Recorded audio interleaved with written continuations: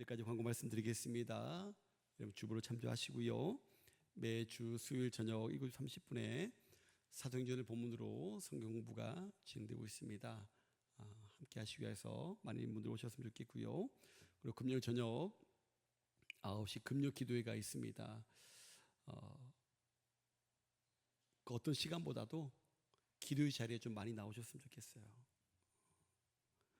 하나님의 일은 시간 날 때 하는 게 아닙니다. 시간 내서 해야 되는 거예요. 바쁘시더라도 여러분들 꼭 기도에 나오셔서 하나님께 지혜를 구하고 또 믿음을 구하고 또 건강을 구하고 하나님의 은혜를 구할 수 있는 우리 사랑하는 재성의 모든 가족들이 되었으면 좋겠습니다. 11월 16일 우리 총동원 전도주일 우리 예수민 대축제 우리가 준비하고 또 이제 믿음으로 대인자를 작정하고 기도하고 있잖아요, 그죠? 한 5분 정도 제출하셨는데 마음속으로만 가지고 계시지 마시고 여러분들 제출하셔서 이제 다음 주부터는 그 명단을 이제 우리가 띄우고 함께 그 영혼들을 위해서 기도하려고 하는데 여러분 꼭 제출해 주시기를 부탁드립니다. 오늘 오후에 우리는 한나여전도회 허신 예배로 작정되어 있는데 우리 강사 목사님, 우리 김홍일 목사님 요청에 의해서 우리 다음 주로 연기를 하게 되었습니다. 양해해 주시고 우리 김홍일 목사님 오셔서 말씀 전해 주시는데 여러분들 위해서 많은 기도로 준비해 주시기를 부탁드립니다. 영남지방 목회자 체육대회가 10월 21일 돌아온 화요일 날 포항에서 있습니다. 제가 참여하게 되어지는데요. 제가 우리 지방에서 제일 늦게 전입을 했지만 제일 막내입니다.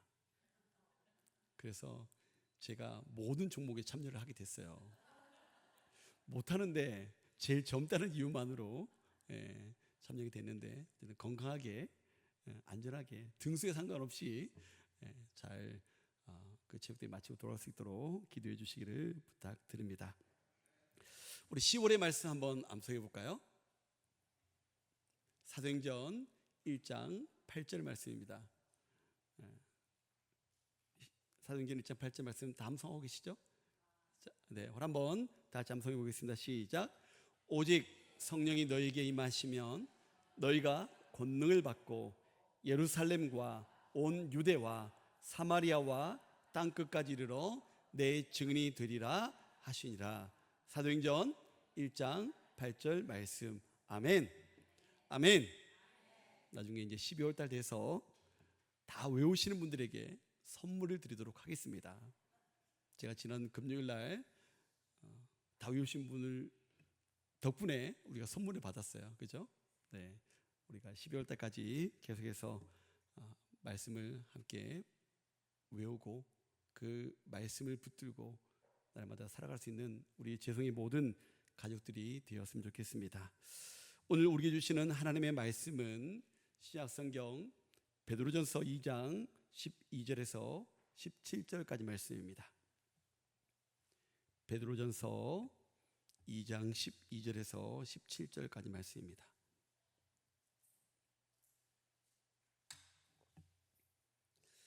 오늘 주신 은혜를 사모하시면서 한 목소리로 함께 봉독합니다. 너희가 이방인 중에서 행실을 선하게 가져 너희를 악행한다고 비방하는 자들로 하여금 너희 선한 일을 보고 오시는 날에 하나님께 영광을 돌리게 하려 함이라. 인간의 모든 제도를 주를 위하여 순종하되 혹은 위에 있는 왕이나 혹은 그가 악행하는 자를 징벌하고 선행하는 자를 포상하기 위하여 보낸 총독에게 하라. 곧 선행으로 어리석은 사람들의 무식한 말을 막으시는 것이라. 너희는 자유가 있으나 그 자유로 악을 가리는 데 쓰지 말고 오직 하나님의 종과 같이 하라. 뭇 사람을 공경하며 형제를 사랑하며 하나님을 두려워하며 왕을 존대하라. 아멘. 할렐루야. 오늘은 너희를 권하노니 세 번째 시간을 갖고자 합니다. 사도 베드로는 자신의 생명까지 걸며 우리를 위해 십자가에 달려 돌아가신 그 주님을 따르겠다라고 다짐했던 그 성도들, 온전한 예배와 경건 생활을 힘쓰는 성도들 향하여 계속해서 권면의 말씀을 전하고 있습니다. 첫 번째는 어떤 권면을 하고 있습니까? 영혼을 거슬러 싸우는 육체의 정욕을 제어하라. 그리고 지난주에 두 번째로 어떻게 권면하고 있죠? 이방인 중에서 행실을 선하게 가져.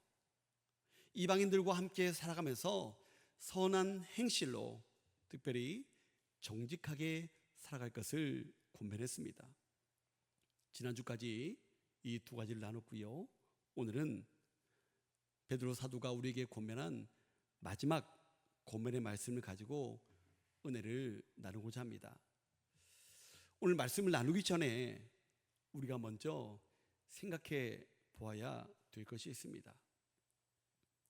여러분, 우리가 성경을 읽을 때 유의해야 될 한 가지 사항이 있습니다.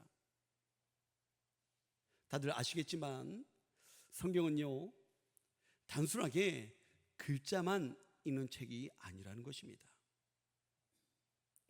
그냥 글자만 읽으면 그 깊은 뜻을 우리가 놓칠 때가 있다는 거예요. 그 말씀이 기록될 당시에 시대적인, 역사적인, 또 문화적인 배경을 함께 살피면서 우리가 하나님의 말씀을 읽어야 된다는 것입니다.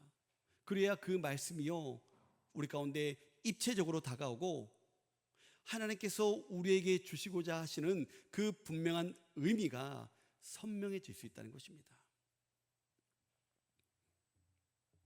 그런데 우리가 그런 자료들을 일일이 찾아보기 힘들잖아요. 그래서 제가 있는 것입니다. 목회자가 여러분들 가운데 있는 거예요. 여러분, 이 베드로전서를 설교하기 전에 여러분들에게 그 시대적 상황을 말씀드렸는데, 베드로가 이 편지를 쓸 당시는요, 우리가 잘 아는 역사상 가장 악명 높은 폭군 중에 하나인 네로 황제가 다스리던 시대였습니다. 로마에 큰 불이 났는데 이 큰 불을 이 네로 황제가 저질렀다라는 그런 소문이 돌자 만만한 기독교인들에게 그 죄를 다 뒤집어 씌웠습니다. 그리고 박해가 시작되어졌는데요, 그 박해가 여러분 우리가 상상하는 것 이상이었습니다. 사자의 밥으로 기독교인들이 던져지게 되어졌고요, 몸에 기름을 발라서, 콜타를 발라서 한밤을 밝히는 횃불로 만들어서 거리를 밝혔다고 합니다. 어떤 사람들은 십자가에 못 박기도 하고요, 어떤 사람들은 사지가 찢기는 정말 말로 표현할 수 없는 그런 끔찍한 일들이요, 일상처럼 벌어지고 있었다는 것입니다. 여러분, 한번 상상해 보시기 바랍니다.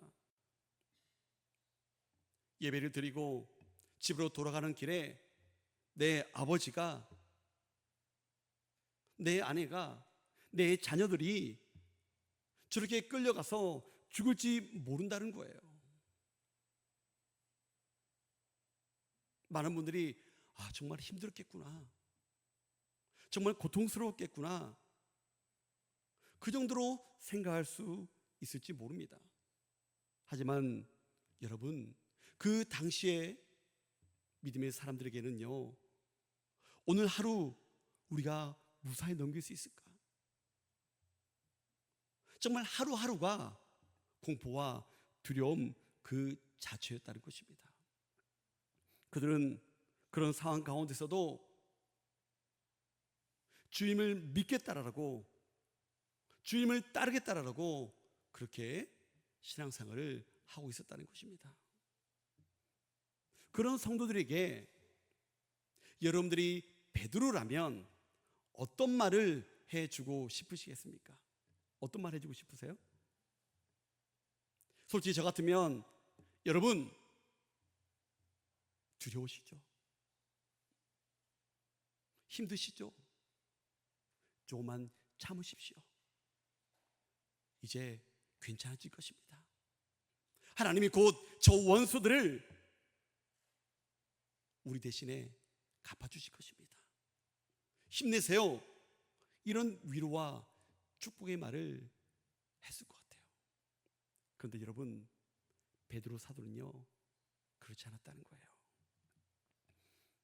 베드로 사도는요 위로 대신에 그 성도를 향하여 육체의 정욕을 제어하십시오. 이방인들과 함께 어울려 살면서 그럼에도 불구하고 선한 행실을 살아가십시오. 오늘 마지막 날 말씀인 하나님의 종과 같이 살아가십시오라고 권면을 했다는 거예요. 여러분, 이건 정말로 쉽지 않은 말입니다. 지금 당장 언제 죽을지 모르는 그런 사람들에게 더 똑바로 살아라고 말하고 있는 것입니다. 솔직히 우리가 그 자리에 있었다면 저와 여러분들도 마찬가지로 무엇보다도 괜찮을 거야, 조금만 더 힘을 내, 그렇게 위로하고 격려하는 말을 듣고 싶었을 것입니다. 이것은요 지금 우리에게도 마찬가지로 적용될 수 있습니다. 제가 강단에서 계속해서 여러분 하나님의 말씀대로 살아야 됩니다. 정직하게 사셔야 됩니다. 힘들고 어렵지만 더 사랑하는 모습으로 살아야 됩니다 라고 말할 때 어떤 분들은 마음 한켠에 이런 생각이 들 수 있어요. 아, 목사님 왜 자꾸 그렇게 부담되는 설교만 하십니까? 아, 목사님은 그렇게 사는 게 너무 힘든지 모르시나?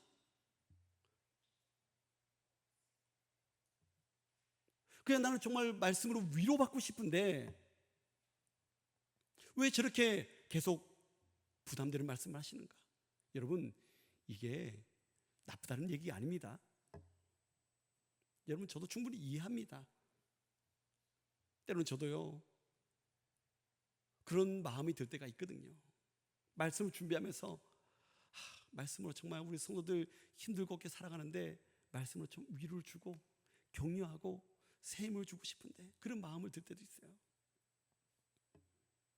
그런데 왜 베드로가 그렇게 힘들고 어려움 가운데 고통받는 그런 성도들에게, 어쩌면 오늘 힘겹게 살아가는 우리들에게 위로가 아닌 이토록 부담스러운 권면을 하고 있을까요? 두 가지를 제가 생각해 봤는데요, 그 첫 번째 해답을요 저는 베드로서 3장 8절에서 10절에서 찾았습니다. 베드로는 이렇게 고백하고 있습니다. 사랑하는 자들아, 주께는 하루가 천년 같고 천년이 하루 같다는 이 한 가지를 잊지 말라. 주의 약속은 어떤 이들이 더디다고 생각하는 것 같이 더딘 것이 아니라 오직 주께서는 너희를 대하여 오래 참으사 아무도 멸망하지 아니하고 다 회개하기에 이르기를 원하시느니라. 그러나 주의 날이 도둑같이 오리니 그 날에는 하늘이 큰 소리로 떠나가고 물질이 뜨거운 불에 풀어지고 땅과 그 중에 있는 모든 일이 드러나리로다. 할렐루야, 아멘. 우리 주님께서는요 모든 영혼들이 주님께로 돌아오기를 기다리고 계시고 인내하고 계신다는 거예요. 그리고 중요한 한 가지는요, 바로 우리 주님께서 언제 오실지 모른다는 거예요. 베드로는요 단순히 위로하기 위한 것이 아니었습니다. 베드로가 권한 그 권변은요 신앙의 본질을 지키라는 거예요. 왜요? 우리 주님께서 언제 다시 오실지 모르기 때문에 그렇다는 것입니다. 베드로는 주의 날이 도둑같이 오리니라고 분명하게 말씀하고 있습니다.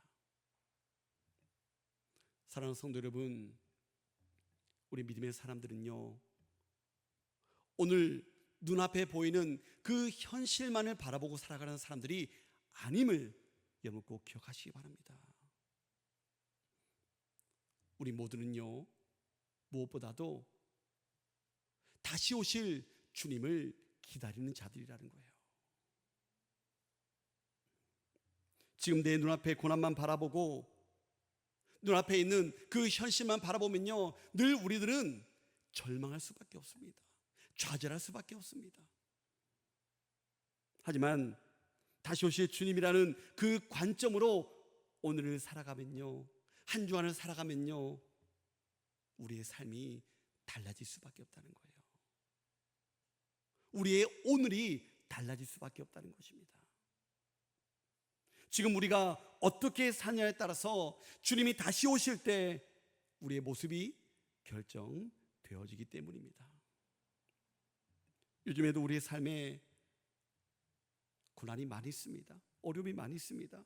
특별히 우리 믿음의 사람들은요, 우리 신앙을 지키려다가 손해볼 때가 얼마나 많이 있습니까?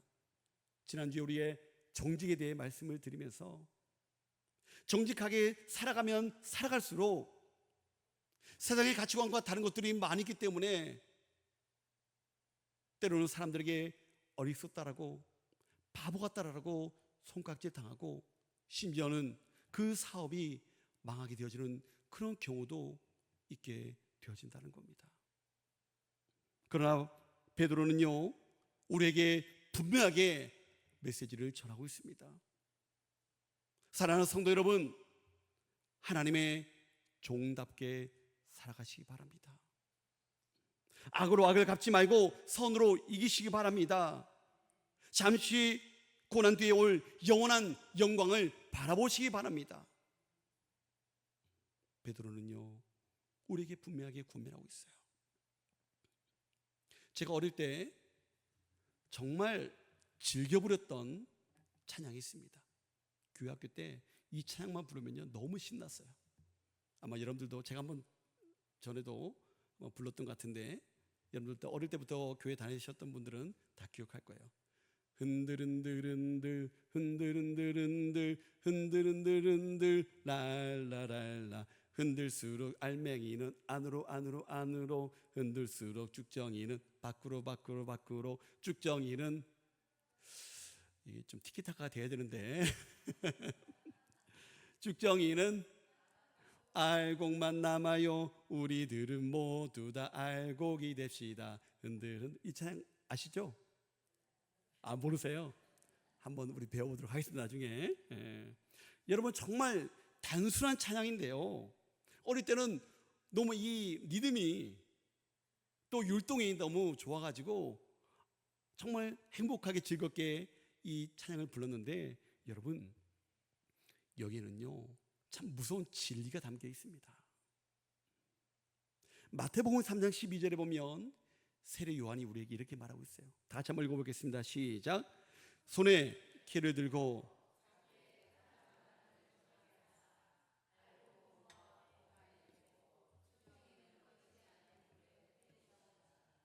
할렐루야, 아멘.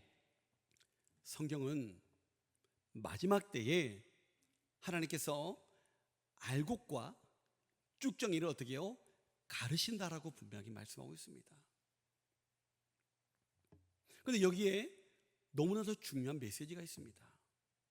우리가 다들 잘못 알고 있는 부분이에요. 이 알곡은, 이 쭉정이는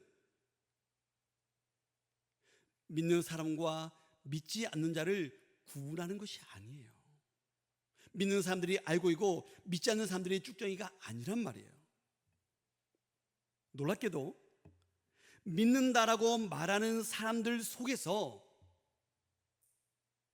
알곡과 쭉정이, 진짜와 가짜 중심에 하나님을 섬기고 있는, 하나님께 속해 있는 자와 하나님께 속하지 않는 사람들을 어떻게 해요? 구분한다는 것입니다. 믿는다라고 말하는 사람들, 교회에 다닌다라고 말하는 우리들 가운데서 진짜와 가짜가 어떻게 해요? 나누어진다는 거예요. 너무나 무서운 말씀 아닙니까? 그렇다면 우리가 어떻게 알곡이 될 수 있을까요? 베드로 사도는요, 지금 힘들고 어려운 상황 가운데 있지만 그 알곡이 되기를 바라는 마음을 가지고 성도들에게 권면을 하고 있다는 거예요. 우리가 알곡이 되기 위해서는요, 한때 이런 말이 유행했던 것 같아요. 믿음의 야성을 가지자. 믿음의 야성. 그저 부드럽고 편안한 안락한 신앙이 아니라 시련 속에서도 흔들리지 않고 믿음을 지켜야 되는 강력한 내적인 근육이 우리에게 필요하다는 것입니다. 베드로 사도는요, 사랑하는 성도들이, 사랑하는 형제 자매들이 고난 속에서도 믿음을 잃지 않기를 원했다는 거예요. 그들의 신앙이 흔들리지 않기를 원했다는 것입니다. 믿음의 야성을 키우기를 원했다는 것입니다.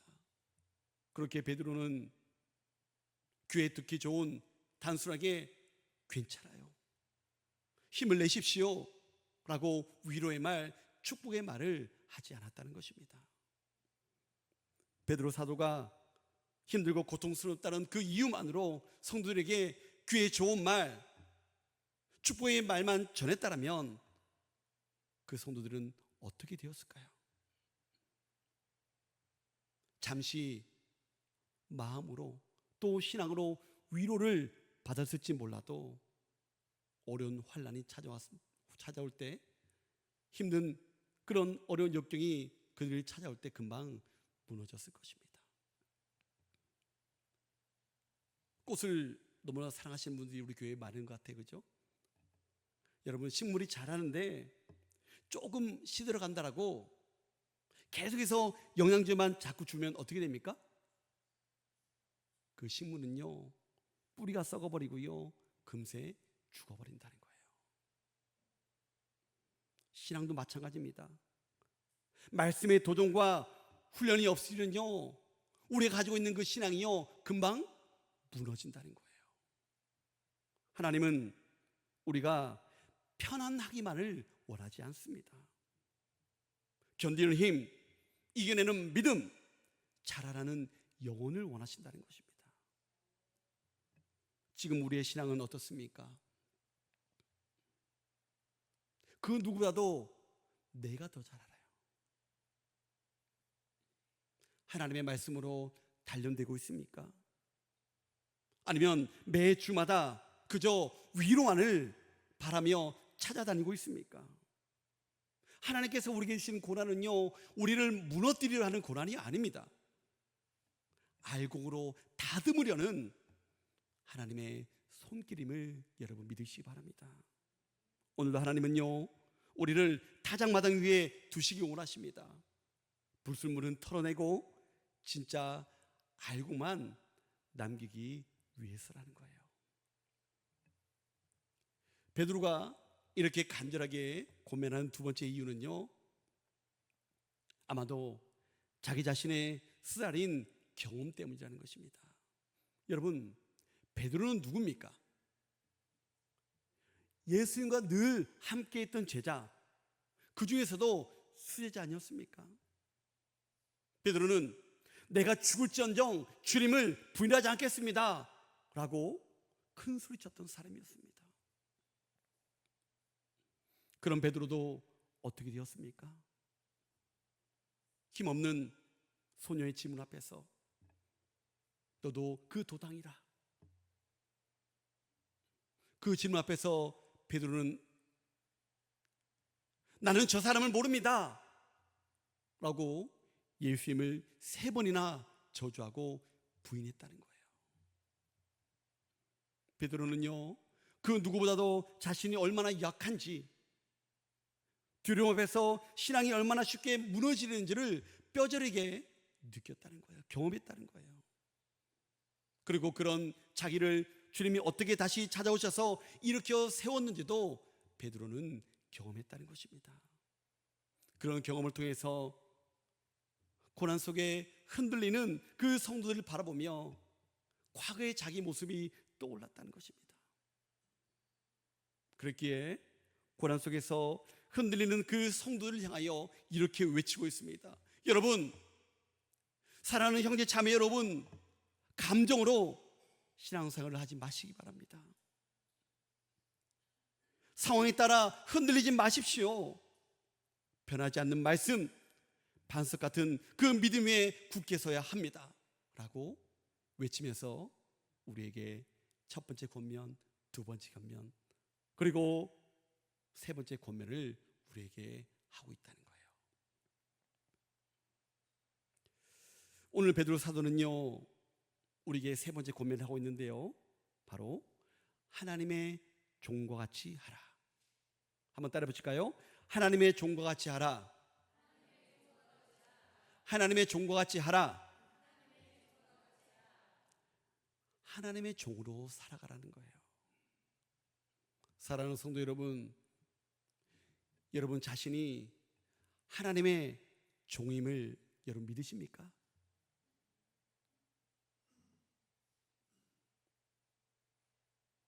그 믿음을 삶으로 고백하며 살아가고 있습니까? 여러분, 종이라고 하니까 왠지 부담되시죠? 거부감이 들고. 오늘 본문의 베드로가 말하는 이 종은요, 단순히 사회적인 신분가 아닙니다. 노예를 얘기하는 게 아니에요. 내 인생의 주인이 내가 아니라 내 인생의 주인이 하나님이십니다 라고 고백하면서 예수 그리스도를 우리의 주인으로 모신 사람들, 바로 그들 향하여 종이라고 명하고 있는 거예요. 그게 바로 누구예요? 바로 우리들 아닙니까? 그렇다면 우리가 하나님의 종으로 살아가기 위해서 구체적으로 어떤 삶을 살아야 되는지 17절에 네 가지를 우리에게 말씀하고 있습니다. 이 네 가지를 간략하게 한번 살펴보고 말씀을 나누고자 하는데요, 마치고자 하는데요, 첫 번째로는요, 하나님의 종으로 살아가기 위해서는 가장 중요합니다. 첫 번째는 하나님을 두려워하라는 거예요. 한번 다시 한번 더 따라해 보겠습니다. 하나님을 두려워하라. 하나님을 두려워하라. 여러분, 하나님의 종으로 살아가는 삶의 첫 걸음은요, 하나님을 두려워하는 것, 하나님을 경외하는 것입니다. 여러분, 하나님을 두려워하는 것, 하나님을 경외한다는 것은요, 단순히 그 하나님이 무서워서 벌벌 떤다는 의미가 아닙니다. 하나님을 두려워한다는 것은요, 하나님의 말씀 앞에서 겸손히 순종하는 태도를 말하는 것입니다. 사람들의 눈을 의식하는 것이 아니라 하나님의 눈을 의식하는 태도가 바로 하나님을 두려워하는 것, 하나님을 경외하는 거예요. 우리가 하나님의 종이라면 하나님이 말씀하지 않으신 일, 기뻐하지 않으시는 일은요, 그것이 아무리 우리에게 유익이 된다 할지라도 행해서는 안 된다는 것입니다. 멈출 줄 알아야 된다는 거예요. 왜냐하면 종은요, 주인의 뜻 안에서만 움직여야 되는 신분입니다. 그래야 또 안전하고요. 주인이 원하지 않는 그 행동을 한다면 그에 대한 대가가 반드시 따른다는 것입니다. 여러분, 요즘에 가치관은 어떻습니까? 요즘의 세상의 풍조는 어떻습니까? 내 인생은 내 것이라고 그렇게 주장하지 않습니까? 그래서 내가 원하는 대로, 내가 뜻하는 대로 주변의 시선에 상관없이, 문화와 상관없이 자기가 좋으면 자기가 하는 그런 시대 가운데 우리가 살아가고 있다는 거예요. 그런 가운데 우리는 하나님의 종으로서 우리는 이런 고백이 늘 우리 입술 가운데 넘쳐나야 된다는 것입니다. 주님, 제 인생의 주인은 내가 아니라 하나님이십니다. 한번 고백해 보실까요? 주님, 내 인생의 주인은 내가 아니라 하나님이십니다. 할렐루야. 이 믿음의 고백이 날마다 우리 입술 가운데 넘쳐나야 된다는 것입니다. 하나님을 경외하는 사람은요, 사람의 눈보다 하나님의 눈을 의식하는 거예요. 내가 이익을 가지고 내가 더 많은 유익을 생각하는 것보다 하나님의 말씀이 기준이 되어야 된다는 것입니다. 그리고 상황이 바뀐다 할지라도 우리의 순종의 방향은요, 바뀌어서는 안 된다는 것입니다. 이것이 베드로 사도가 우리에게 원하는 진짜 믿음의 삶, 하나님의 종의 삶이라는 것입니다. 두 번째로 베드로는요, 하나님의 종으로서 살아갈 때 이렇게 말하고 있습니다. 무사람을 공경하라. 따라 보실까요? 무사람을 공경하라. 무사람을 공경하라. 이 말은요, 모든 사람을 어떻게 해요? 존중하라는 거예요. 모든 사람을 존중하라는 거예요. 예수님께서는 마태복음 20장 28절에 이렇게 말씀하고 있습니다. 인자가 온 것은 섬김을 받으려 함이 아니라 도리어 섬기려 하고 자기 목숨을 많은 사람의 대속물로 주려 함인지라. 할렐루야. 하나님이신 예수님께서도 이 땅에 오셔서 자기 가진 권력이나 능력으로, 힘으로가 아니라 섬김으로 세상을 변화시키셨다는 거예요. 우리 예수님께서도 섬김의 모습으로 살아가는 죽어가는 영혼들을 섬겼고 그들을 위하여 자신의 모든 것을 내어주셨는데 우리의 모습은 어떠해야 되겠습니까? 그 예수님을 닮아야 되지 않겠습니까? 오늘 믿지 않는 사람들이 교회를 비판하는 말 중에 참 아픈 말이 너무나 많이 있습니다. 그 중에 가장 마음을 아프게 하는 것은요, 기독교인들은 자기들끼리만 어울린다, 이른바 끼리끼리 문화라는 말입니다. 안타깝게도 믿지 않는 사람들의 눈에는요, 우리 기독교인들이 너무 닫혀 있다는 거예요. 어쩌면 좀 이기적인 모습으로 그들에게는 우리들은 아니라 할지만 우리를 알지 못하는 믿지 않는 사람들의 눈에는요, 우리들을 그렇게 바라본다는 거예요. 솔직히 저부터도 회개합니다. 저도 모르게 사람이기에 사람들과의 관계 안에서 저랑 마음에 맞는 사람들, 또 편안한 사람들하고만 어울리는 그런 모습이 저 가운데 있어요.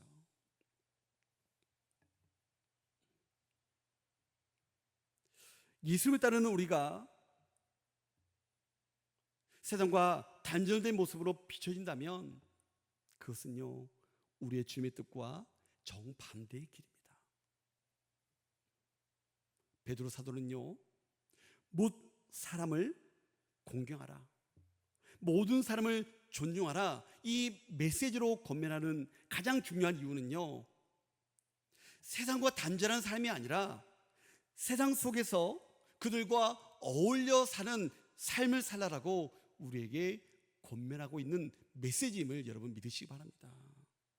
믿지 않는 이웃들과 어울리고 그 속에서 빛과 소금의 역할을 감당해야 된다는 것입니다.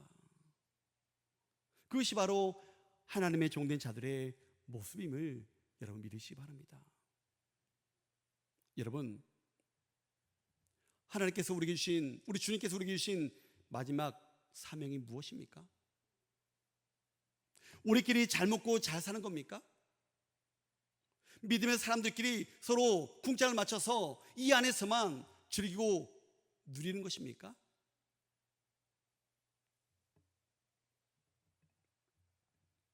아니라는 거예요. 사도행전 2장 44절을 보면 이런 말씀이 있습니다. 우리가 너무 잘 알고 있는 말씀이에요.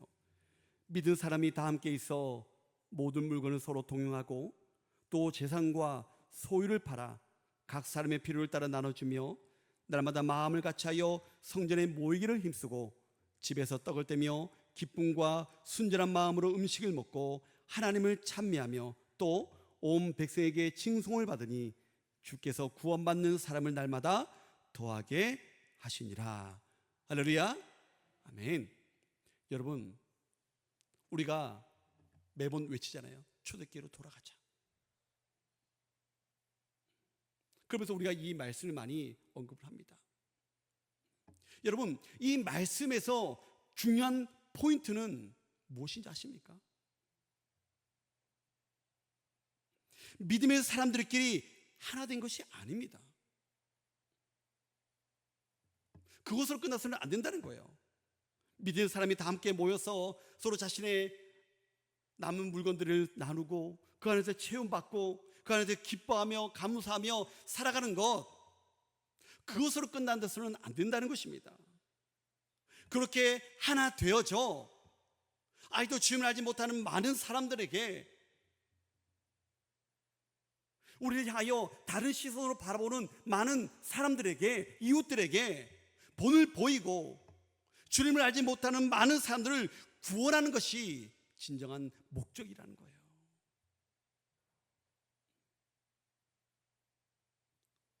우리 안에 사랑과 섬김이 누구에게까지 흘러가야 된다고요? 세상 사람들에게까지 흘러가게 되어야 된다는 것입니다. 너무나 중요한 결과를 우리에게 말하고 있지 않습니까? 온 백성에게 칭송을 받으니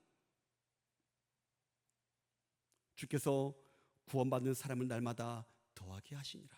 할렐루야. 우리 주님께서 가르쳐 주신 사랑은요, 우리 주님께서 우리에게 원하시는 사랑은요, 안으로만 뭉치는 사랑이 아니라 그 사랑이 어디로요? 밖으로 흘러가는 사랑이라는 거예요. 여러분, 우리의 신앙의 모습도 마찬가지입니다. 교회 안에서만 친절한 사람, 성도들끼리만 따뜻한 사람이 아니라 우리가 속한 직장, 이웃, 가정 안에서도 모든 사람을 존중하고 섬기는 그런 열린 신앙인의 모습이 되어야 될 줄로 믿습니다. 세상이 우리를 보고 와, 저 사람 진짜 다르구나, 믿음이 사람을 이렇게 따뜻하게 만드는구나, 와, 예수를 믿으니까 저런 모습으로 살아가는구나. 많은 사람들이요, 이렇게 느낄 때 복음은요 살아서 움직인다는 거예요. 주님이 보이신 그 섬김을 세상 속에서 실천하는 저와 여러분들 되기를 주님의 이름으로 축원합니다. 세 번째로, 형제를 사랑하라는 것입니다. 한번 고백해 보실까요? 형제를 사랑하라. 형제를 사랑하라. 우리 지난 금요일 날도 사도 요한을 통해서 하나님께 속한 자와 마귀에게 속한 자, 하나님께 속한 자는 형제를 사랑하라 라고 그렇게 가르쳐 주셨는데, 오늘 베드로도 우리에게 권면하고 있습니다. 하나님께 속한 사람이라면요, 하나님의 종으로 살아가는 사람은요, 사랑으로 관계를 세워나가야 된다는 거예요.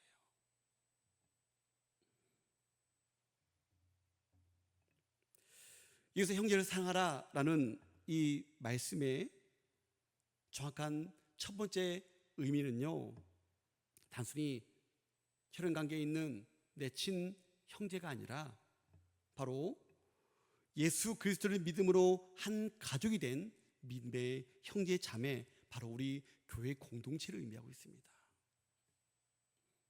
우리가 흔히 이런 말 하잖아요, 그렇죠? 피가 물보다 진하다. 피가 물보다 진하다. 여기에 모인 사랑하는 우리 재성의 모든 가족들은요, 세상의 그 어떤 혈연보다 진한 예수님의 보혈로 하나가 된 영적인 가족임을 여러분 믿으시기 바랍니다. 피가 물보다 진하다. 우리는요, 예수님께서 십자가에서 흘리신 그 보혈로 하나가 된 가족이라는 거예요. 그렇게 우리는 이 교회 안에서 서로를 바라볼 때 뭐 그런 분이 안 계시겠지만 경쟁적으로 바라보거나 비교하거나 비난해서는 안 된다는 거예요. 세상의 원리는요, 경쟁입니다. 내가 남보다 더 앞서가야 됩니다. 더 뛰어나야 됩니다. 심지어는 나보다 못한 사람을 짓밟아야 됩니다. 그게 원리예요. 하지만 하나님의 교회 안에서는요, 딱 한 가지 원리입니다. 바로 사랑입니다. 그런데 여러분, 우리 한번 솔직해 봅시다. 이게 말처럼 쉽습니까? 어렵죠, 그죠? 정말 어떨 때는 세상 사람들보다 교회 안에 있는 형제 자매가 더 밉기도 하고요, 더 용서가 안 될 때가 있어요. 저만 그런 거 아니죠?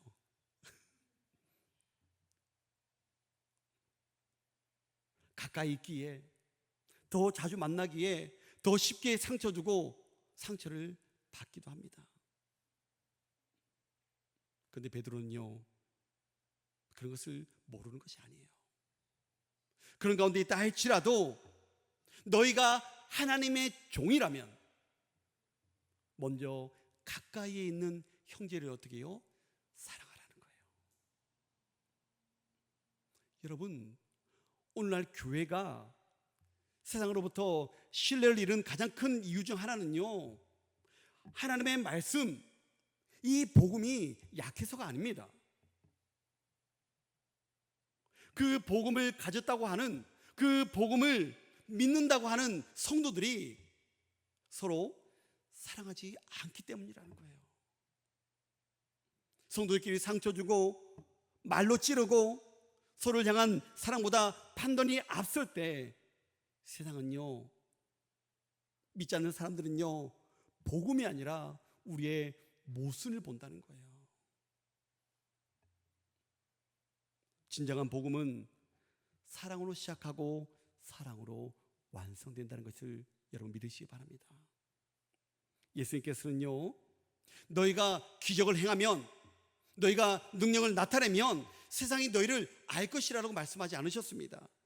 요한복음 13장 35절에 보면 예수님께서 이렇게 말씀하고 있습니다. 다시 한번 읽어볼까요? 시작. 너희가 서로 사랑하면 이로써 모든 사람이 너희가 내 제자인 줄 알리라. 할렐루야. 형제를 사랑하는 것이야말로 우리가 하나님의 종이라는 가장 확실한 증거임을 여러분 믿으시기 바랍니다. 좀 부족해도, 좀 연약해도 서로를 사랑으로 품어주로 하나 되는, 합력하여 선을 이루어갈 수 있는 우리 재성의 공동체가 될 수 있기를 주님의 이름으로 축복합니다. 마지막입니다. 힘을 내시기 바랍니다. 마지막으로는요, 왕을 존대하라 라고 말하고 있습니다. 왕을 존대하라. 여러분, 어떻게 보면요, 이 베드로의 권면이요, 당시에 성도들에게 있어서 충격적인 메시지일 수 있어요. 여러분, 그때 왕이 누구라고 했습니까? 폭군이었던 네로였습니다. 아까 우리가 그림을 봤던 것처럼 그 네로 왕의 황제의 지시로 인해서 많은 믿음의 사람들이요, 사자에 찢겨 죽고 온몸에 콜타리를 발라서 횃불로 사용했다는 거예요. 그런데 베드로는 지금 왕을 존대하라라고 권면하고 있습니다. 이것은요, 네로를 찬양하라는 말이 아닙니다. 그 네로라는 사람의 인격을 존중하라는 뜻이 아닙니다. 베드로가 우리에게 이렇게 권면하고 있는 것은요, 하나님께서 세우신 그 질서를 어떻게 해요? 인정하라는 거예요. 로마서 13장 1절에 보면 사도 바울도 이렇게 권면하고 있습니다. 각 사람은 위에 있는 권세들에게 복종하라. 권세는 하나님으로부터 나지 않음이 없나니 모든 권세는 다 하나님께서 정하신 바라. 할렐루야. 모든 권세는요, 하나님께서 정하시는 거라는 거예요. 즉 세상의 모든 권위는 하나님이 허락하신 권위라는 것입니다. 그렇게 왕이나 지도자를 존중하는 것이요, 그 사람이 뛰어나서 그 사람을 좋아해서가 아니라, 그 사람이 잘해서가 아니라 하나님을 존중하는 행위라는 거예요. 성경은요, 맹목적인 복종을 원하지 않습니다. 그렇게 가르치지 않습니다. 왕이 명령을 내렸을 때 그 왕의 명령이 하나님의 뜻을 거스른다면요, 그때는 우리는 그 왕의 명령보다 하나님의 말씀에 더 순종해야 되는 거예요. 신앙인은 세상의 권위에 순종하되 그 순종의 최종 기준은 하나님의 말씀이라는 것입니다. 오늘날 우리에게는 왕이 없습니다. 하지만 정부가 있고요, 또 대통령, 국회의원, 지도자들이 있습니다. 직장 상사가 있고 학교에 선생님들이 있습니다. 하나님의 종으로 산다는 것은요, 그 권위자들을 무조건 찬양하는 것이 아니라 존중과 질서의 태도를 갖는 거예요. 왜요? 그 모든 권위, 질서를 누가 세우셨기 때문에? 하나님께서 세우셨기 때문에.